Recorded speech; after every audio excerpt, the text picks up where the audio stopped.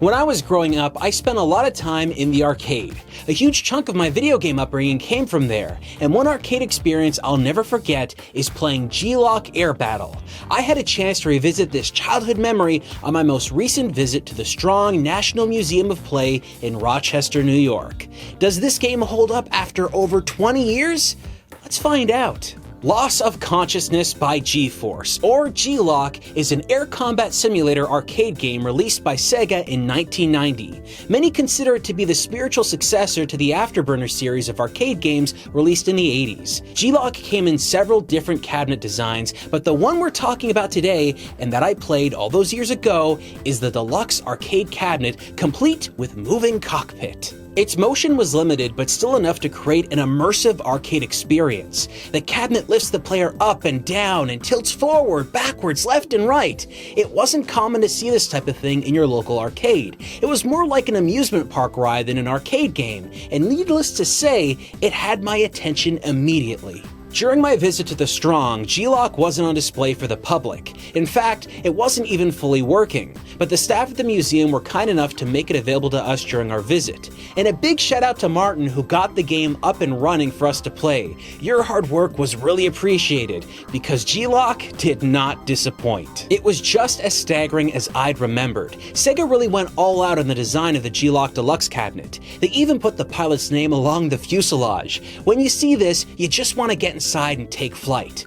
But when you sit inside, that's when the experience really takes off. G-LOC uses Yu Suzuki's Superscalar arcade graphics technology. This made it possible to have convincing 3D looking graphics in a 2D game. The graphics in G-LOC are incredibly immersive, the frame rate is very fast and incredibly smooth, and the fact they were able to get these graphics to look this good in the 1990s still amazes me. Every effort is made to make you feel immersed in another world. There's a ton of variety in the beautiful strolling landscapes you'll fly through.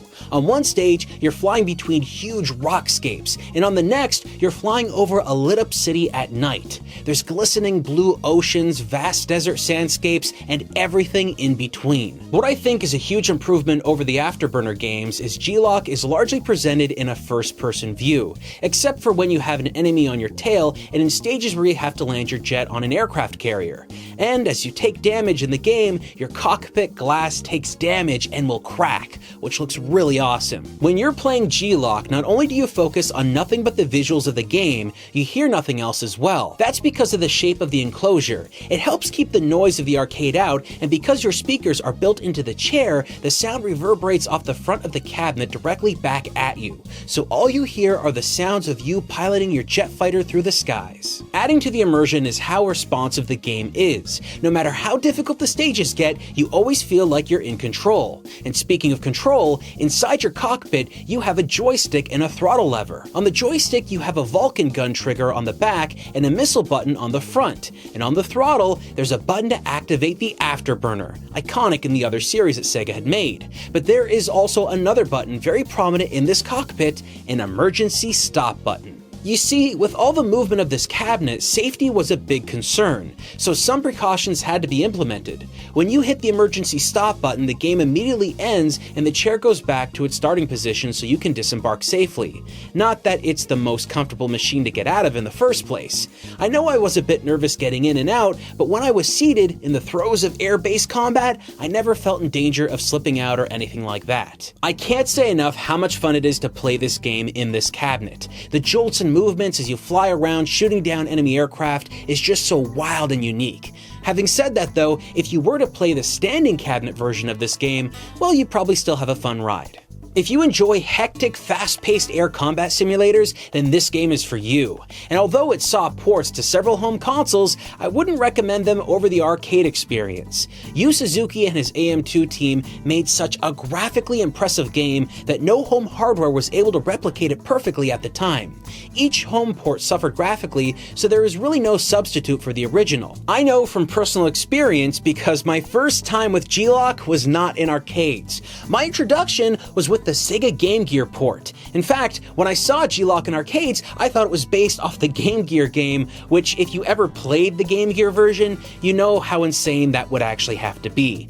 It's just not very good. The arcade release of G-LOC features 3 difficulty settings for every level of play. Beginner is the easiest setting and is sort of a training mode of sorts. Medium is for players looking for more challenge than the training has to offer, and the most difficult setting is Expert. The catch is, with every advance in difficulty, you'll get a much longer lasting game experience. Each mission has an objective for you to complete, like shoot X number of enemies or shoot X number of ground targets. If you accomplish this before the time runs out or without taking on too much damage, you progress to the next mission. And sometimes there are bonus stages where you can land on an aircraft carrier.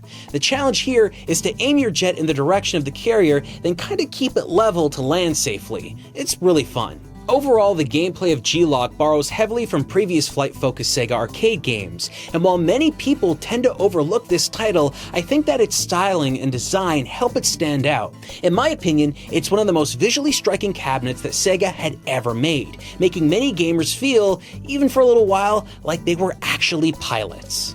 The Strong has done a great job of keeping this part of Sega's history safe and operational. I can't thank them enough for giving me the chance to play this again. Everything about G-LOC Deluxe Arcade Cabinet holds up after all these years. Buttery smooth gameplay with impressive superscalar graphics matched with a motion cabinet that is still fun to play even to this day. If you have access to the stand-up arcade, well, that's still worth trying, but in my opinion, the G-LOC Deluxe Arcade Cabinet is the one to play.